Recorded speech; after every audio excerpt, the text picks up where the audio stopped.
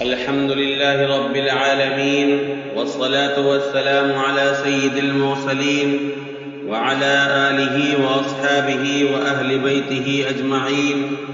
أما بعد فأعوذ بالله من الشيطان الرجيم. بسم الله الرحمن الرحيم. إن هذا القرآن يهدي للتي هي أقوم. صدق الله العظيم.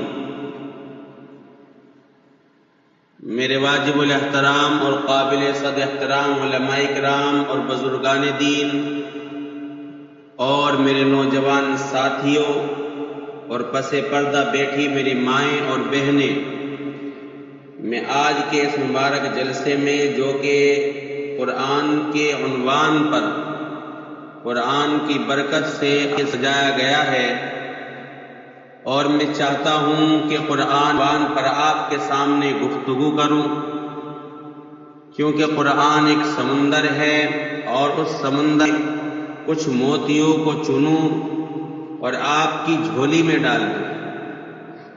قرآن ایک سمندر ہے اور میرا جی چاہتا ہے کہ میں اس سمندر میں غوطہ لگاؤں اور وہاں سے کچھ موتی نکال کر آپ کی جھولی میں ڈال دوں،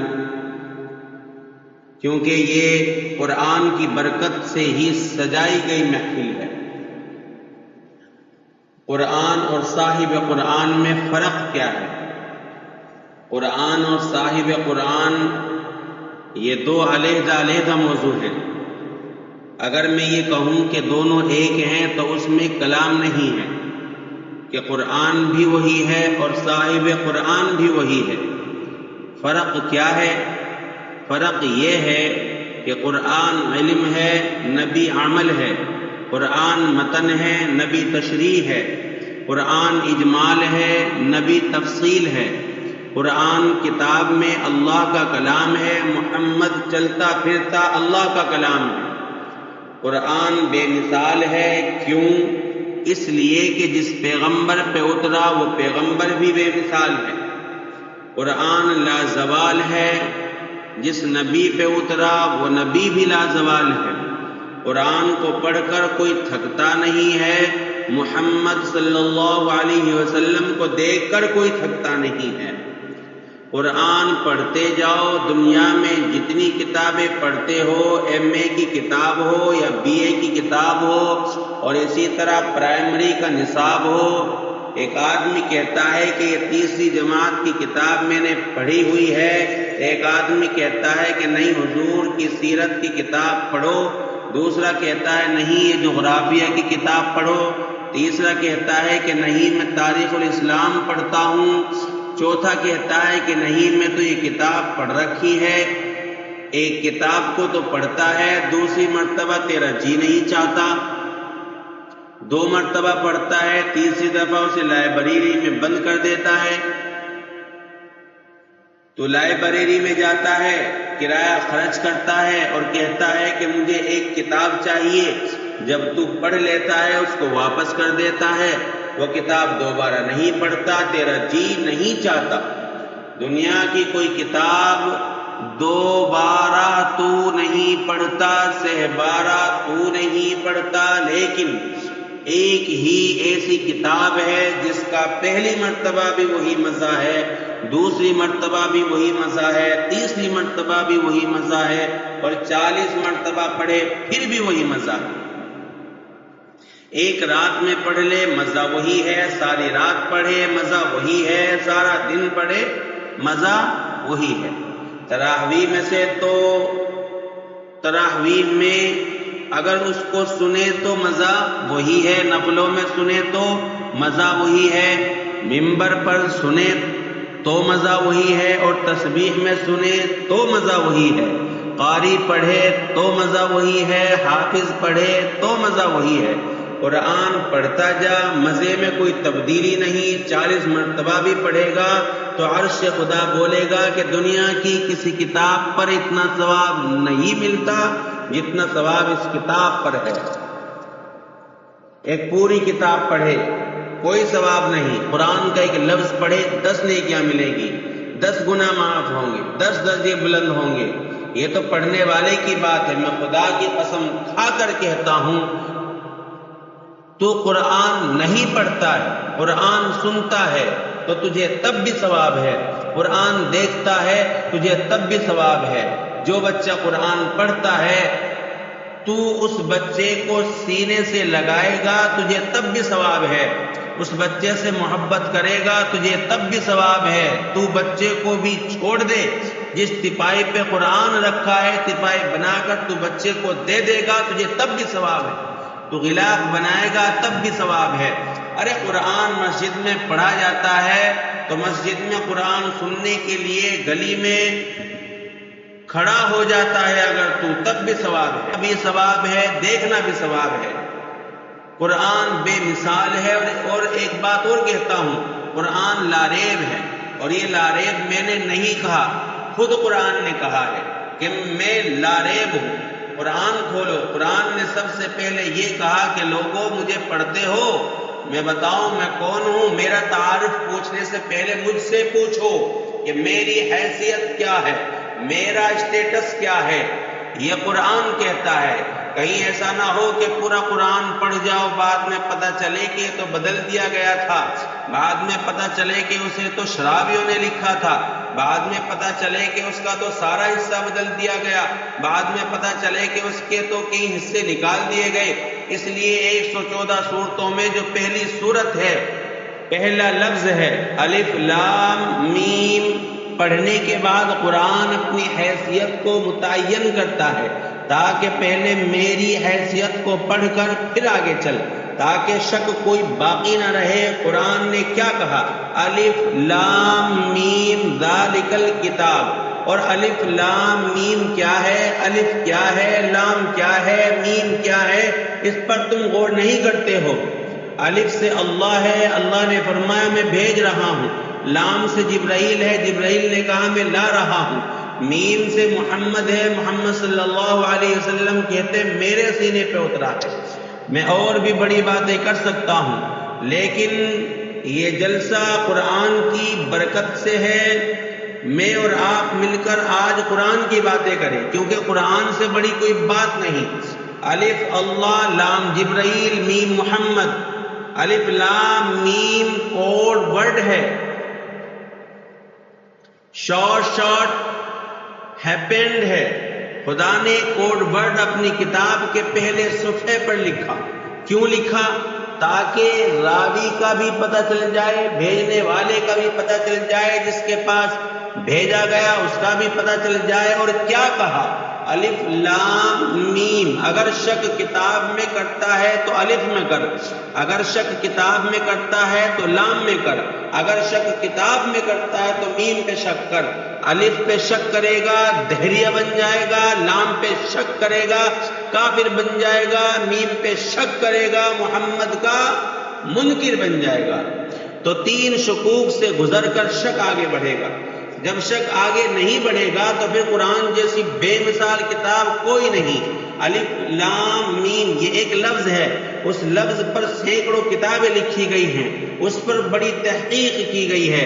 صرف الف لام پر ہی میں الحمدللہ اپنے استادوں کی برکت سے میں بڑی تقریر کر سکتا ہوں، ساری رات گزار سکتا ہوں، آپ کو بتا سکتا ہوں۔ راوی کو دیکھو، ایک آدمی کہتا ہے یہ جو بندہ ہے خدا نہ خواستہ دریا کا پانی ٹوٹ گیا، بند کے پاس آ گیا ہے، بند ٹوٹنے والا ہے۔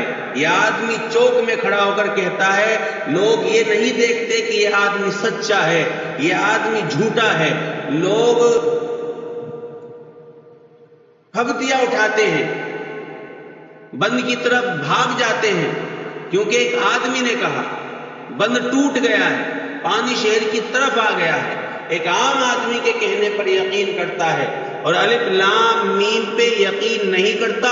طبری نے کہا یہ واقعہ ہوا، ابن حشام نے کہا یہ واقعہ ہوا، شاہ ولی اللہ کا واقعہ کتاب میں ہے، شک نہیں کرتا۔ پیران پیر کا واقعہ کتاب میں ہے، شک نہیں کرتا۔ پیران پیر کا ذکر حدیث میں نہیں، تاریخ نے بتایا ہے، اس میں شک نہیں ہے۔ خواجہ علی ہجویری کا ذکر تاریخ میں ہے، قرآن میں نہیں، اس میں کوئی شک نہیں ہے۔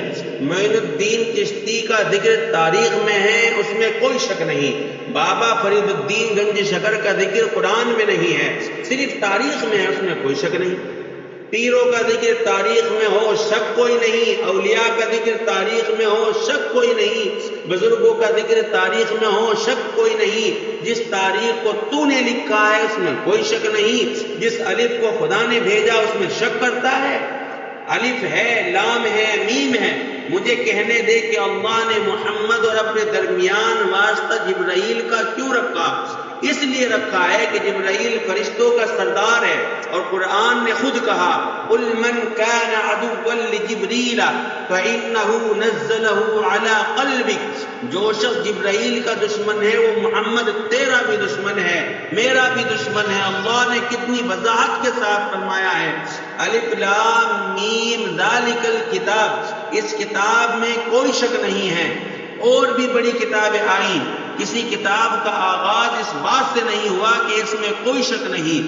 جتنی بھی بڑی کتابیں آئیں، میٹرک کا نصاب لے لو، بی اے کا نصاب لے لو، ایم اے کا نصاب لے لو، دنیا کی کتابیں ہیں، کوئی کتاب دکھاؤ جس کتاب کا آغاز اس بات سے ہوا ہو کہ اس میں کوئی شک نہیں، کیونکہ شک پوری کتاب پڑھ کر آدمی کو پڑھ سکتا ہے، لیکن خدا نے پوری کتاب کا نچوڑ 3 لفظوں میں لکھا ہے، الف میں، لام میں، میم میں، کہہ دیا راوی اللہ ہے، راوی جبرائیل ہے، راوی محمد ہے۔ اللہ سے سچا کوئی نہیں، جبرائیل سے سچا کوئی نہیں، اور محمد صلی اللہ علیہ وسلم سے سچا کوئی نہیں۔ بھیجنے والا تیرا خالق ہو اور لانے والا فرشتوں کا سردار، اور جس پہ اترے وہ نبیوں کا سردار ہو، اب جھوٹا کس کو کہے گا؟ خدا کو کہے گا یا جبرائیل کو کہے گا یا محمد صلی اللہ علیہ وسلم کو کہے گا؟ جب خدا سچا، جبرائیل سچا، محمد صلی اللہ علیہ وسلم سچا، تو پھر مجھے کہنے دے جو کتاب خدا نے بھیجی، جبرائیل کے ہاتھ سے بھیجی، محمد صلی اللہ علیہ وسلم کے سینے پہ اتری، وہ سچی ہے، لا شک ہے۔ اس لیے قرآن نے کہا الف لام میم ذالک الکتاب لا ریب فیہ، اس میں کوئی شک نہیں۔ یہ آغاز کیوں کیا؟ خدا کو پتا تھا کہ پورا قرآن صحابہ کی شان میں ہے، اس کو جھٹلایا جائے گا، اس کو جھوٹا کہا جائے گا، اس کو برا کہا جائے گا، اس کو شرابیوں کی کتاب کہا جائے گا، اس کو زیر و زبر میں تبدیلی کے لیے کہا جائے گا۔ میں آج عرش پہ فیصلہ کر کے دنیا میں اتاروں کہ لوگوں ذالک الکتاب لا ریب فیہ، اس طرح مجھ میں شک نہیں، جبریل میں شک نہیں، محمد میں شک نہیں، اسی طرح اس کتاب میں شک نہیں۔ قرآن میں کیا ہے؟ قرآن میں 18,000 علوم ہیں، سائنس قرآن میں ہے، جغرافیہ قرآن میں ہے۔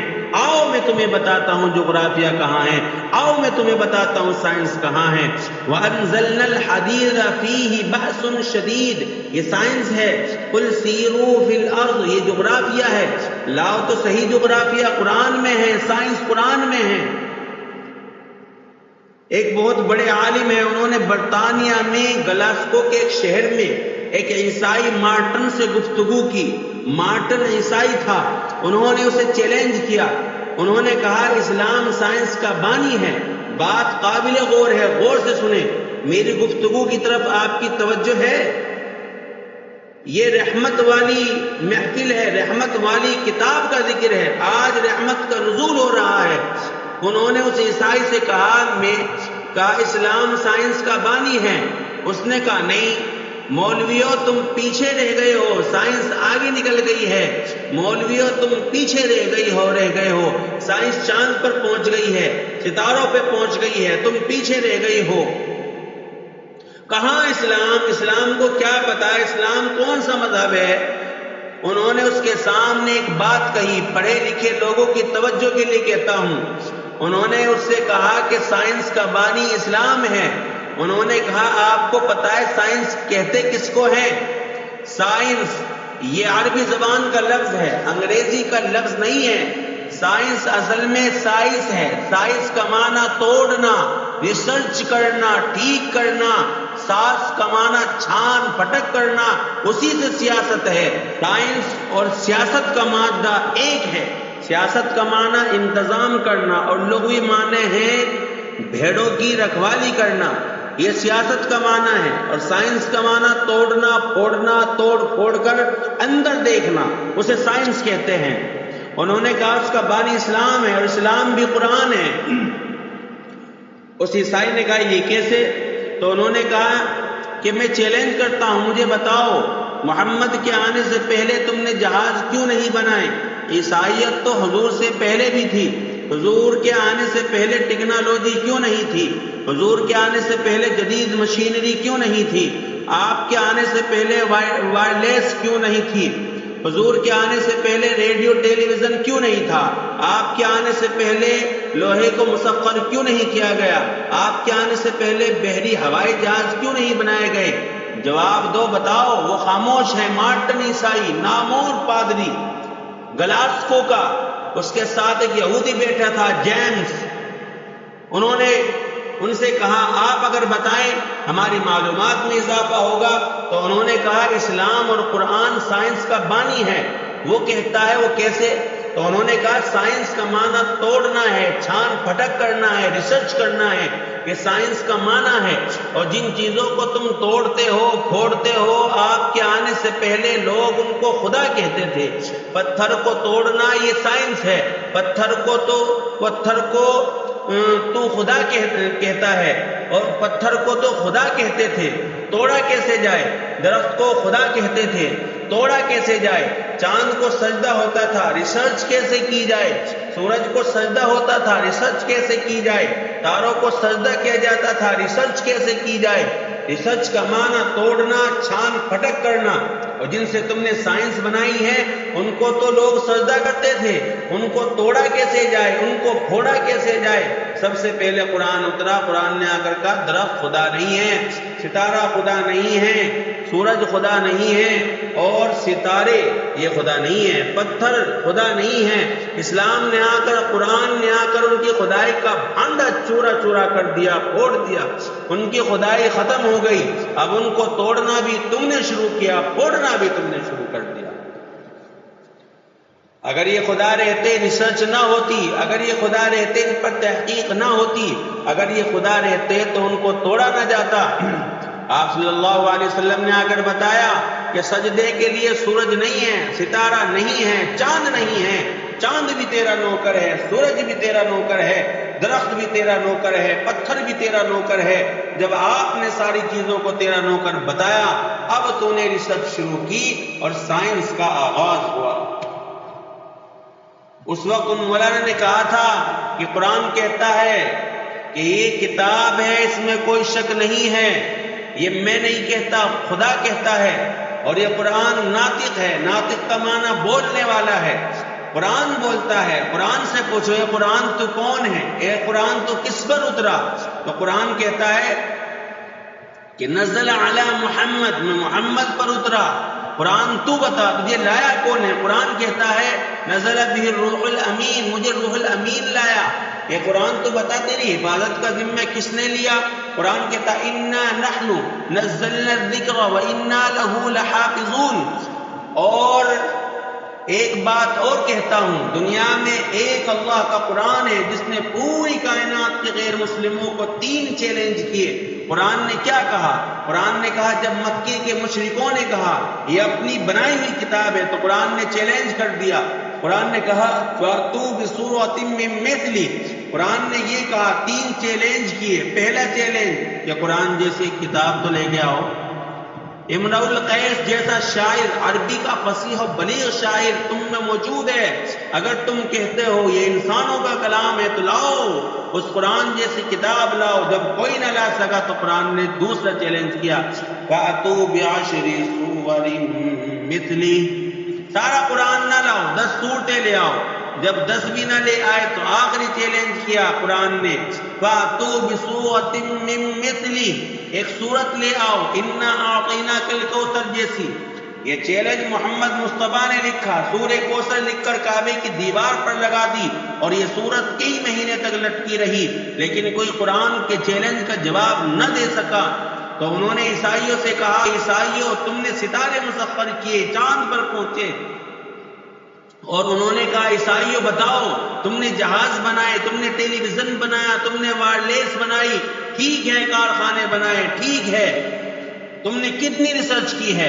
بڑی ریسرچ کی ہے، لیکن پوری دنیا، عیسائیت جس کی آبادی 1 ارب ہے، ساری دنیا کو مسخر کیا، لیکن ایک انجیل کا حافظ نہ بنا سکے۔ اور ان مولانا نے ان کو چیلنج کیا کہ یہودیوں تم نے کتنی ترقی، لیکن دنیا پوری گھوم جاؤ ایک تورات کا حافظ نہیں لا سکتے، سبائیوں پوری دنیا میں پھرو ایک زبور کا حافظ نہیں ہے، لیکن تم میرے ساتھ آؤ، میں تمہیں بتاتا ہوں تمہارے ملک میں ان کو برطانیہ میں، یعنی ان مولانا نے کہا کہ ان کے برطانیہ میں یوں کہا کہ تمہارے ملک تمہارے محلے میں میرے قرآن کے حافظ ہیں۔ اس نے کہا کہاں ہے؟ تو مولانا کہتے ہیں کہ میں نے کہا یہ مسجد ہے، جاؤ اس مسجد کے اندر پوچھو کہ حافظ قرآن کتنے ہیں۔ وہ ان کے ساتھ گیا تو پتہ چلا وہاں 17 قرآن کے حافظ موجود ہیں۔ برطانیہ کی ایک مسجد میں 17 قرآن کے قاری، اور ان 70 قاریوں میں ایک بچہ 6 سال کا بھی تھا۔ لاؤ تو صحیح، ہے کوئی تم میں اس طرح کا حافظ انجیل کا؟ انہوں نے کہا انجیل بدل دی گئی، زبور بدل دی گئی، تورات بدل دی گئی، قرآن نہیں بدلا۔ کیوں؟ ذالک الکتاب لا ریب فیہ، نہیں بدلا۔ مولانا نے کہا چلو میں تم پر چھوڑتا ہوں، چیلنج کے الفاظ پر غور کرے۔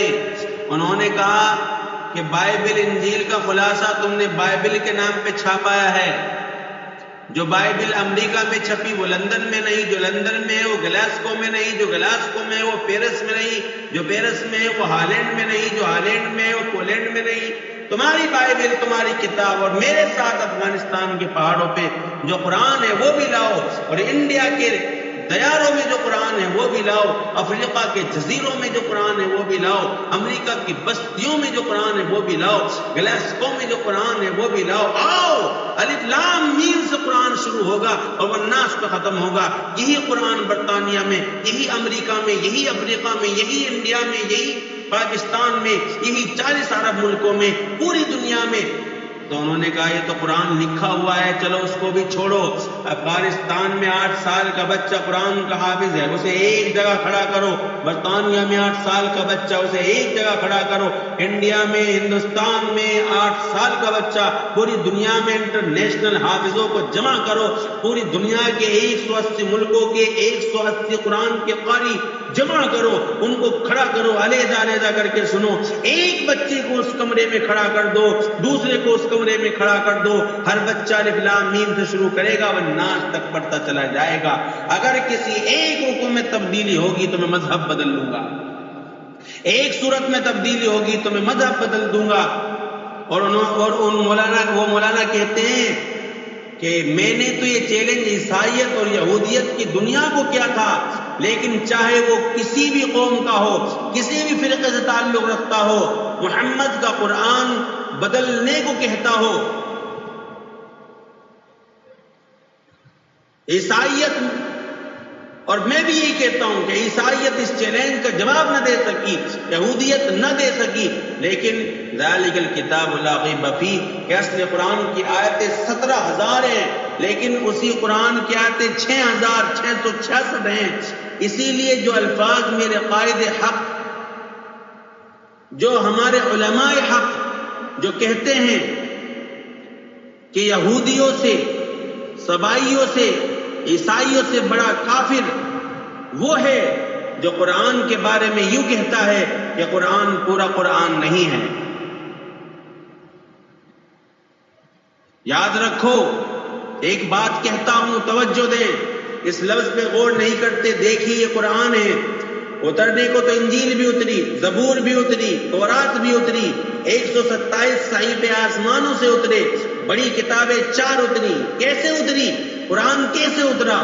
تورات اترنے لگی تو اللہ نے موسیٰ علیہ السلام سے کہا موسیٰ طور پہاڑ پہ جاؤ، وہاں تمہیں تورات ملے گی۔ موسیٰ چل کر تورات لینے گئے۔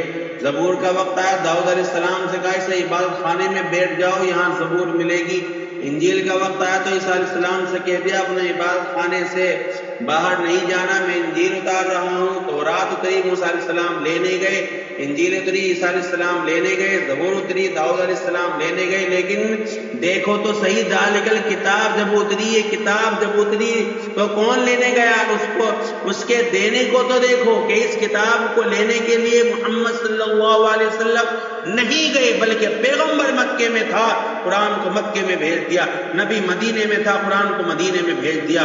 نبی بدر میں تو قرآن بدر میں، نبی احد میں قرآن احد میں، نبی خندق میں قرآن خندق میں، نبی غزوہ تبوک میں قرآن غزوہ تبوک میں، حتیٰ کہ نبی عائشہ صدیقہ رضی اللہ عنہا کے بستر پر تو قرآن بھی عائشہ کے بستر پر. اور رمضان کا مہینہ قرآن نے بتایا، غریبوں سے اچھا سلوک قرآن نے بتایا، ہمسائے کا حق قرآن نے بتایا، اور مسکرانا قرآن نے سکھایا، سلام قرآن نے سکھایا، عظمت قرآن سکھائی. اور قرآن نے اب اسی قرآن سے پوچھتے ہیں کہ قرآن تو محمد صلی اللہ علیہ وسلم کا تعارف پیش کر.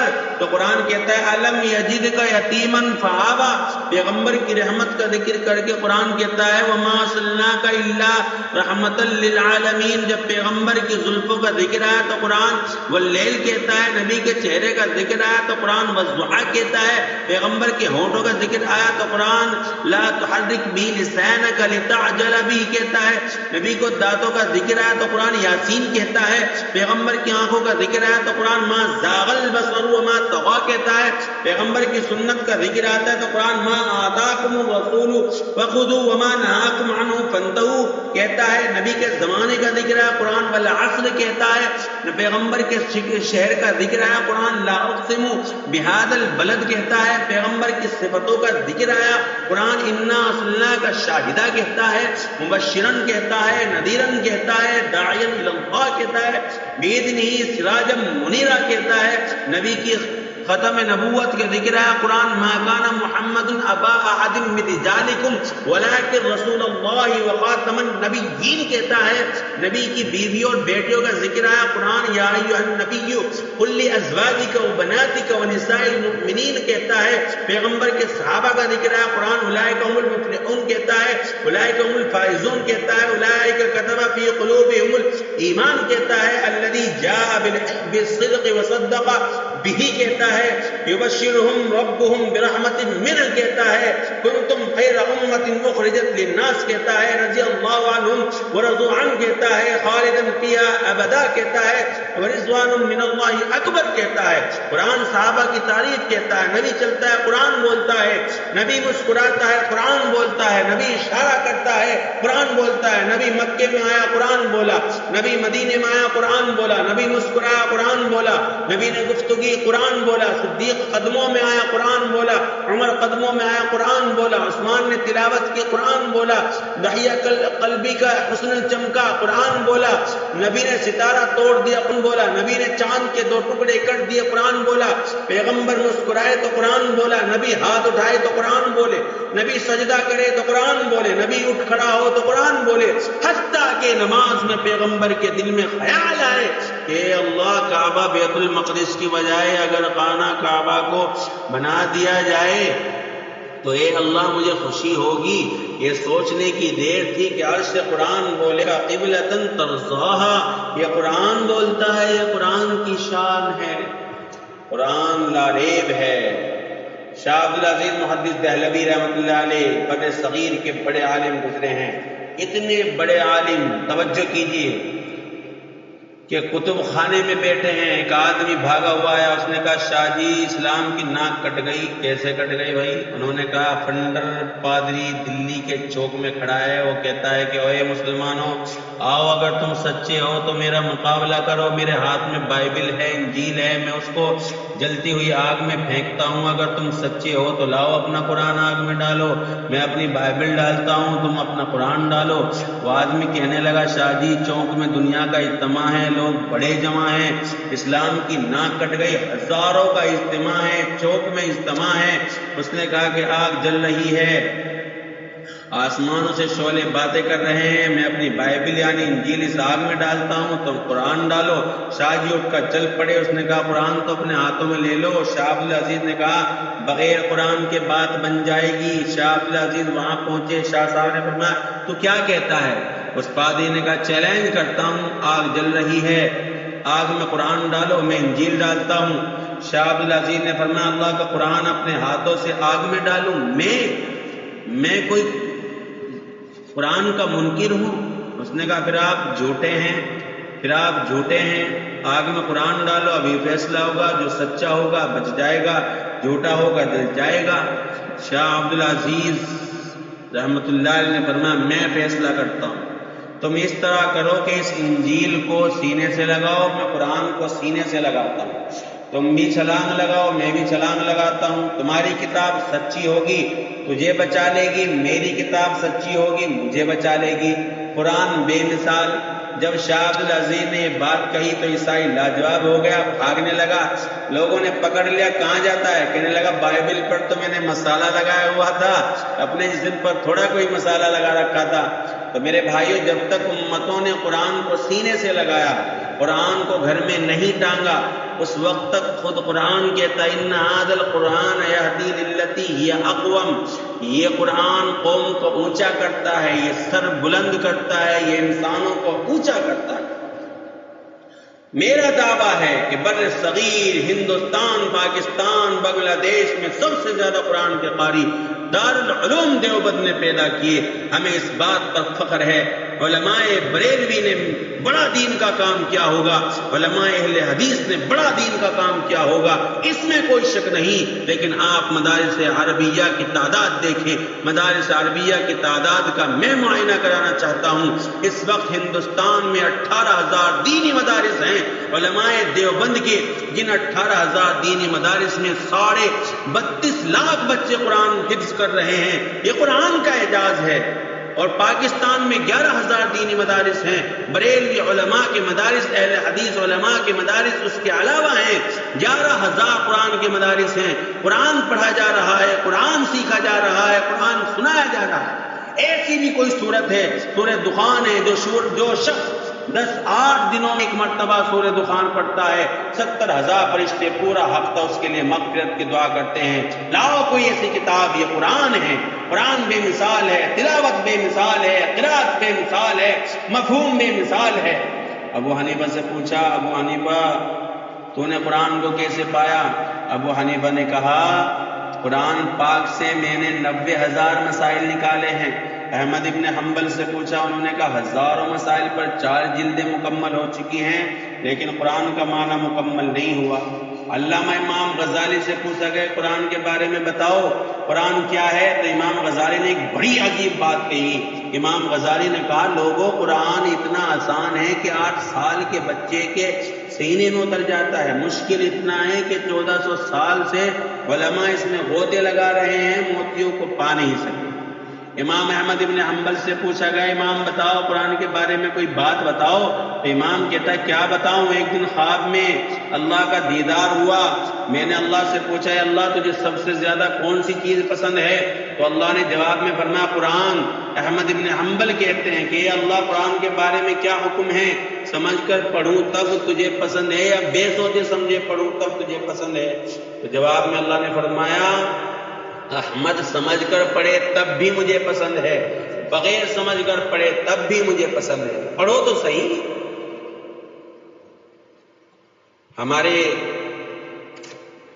ایک کتاب تھی اس میں ایک واقعہ میں نے پڑھا تھا، منشی رحمت علی کا، ایک بہت بڑے بزرگ تھے، دارالعلوم دیوبند کا قیام عمل میں آیا، منشی رحمت علی نانوتے کی بستی سے روانہ ہو کے دیوبند کی بستی میں آئے، راستے میں ایک گاؤں آیا ہے، صبح کا وقت ہے، 10 بجے کا وقت ہے، گاؤں میں لوگ جمع ہیں، لوگ جمع ہیں، منشی رحمت علی کھڑے ہو گئے، انہوں نے کہا منشی صاحب آپ جنازہ پڑھائیں۔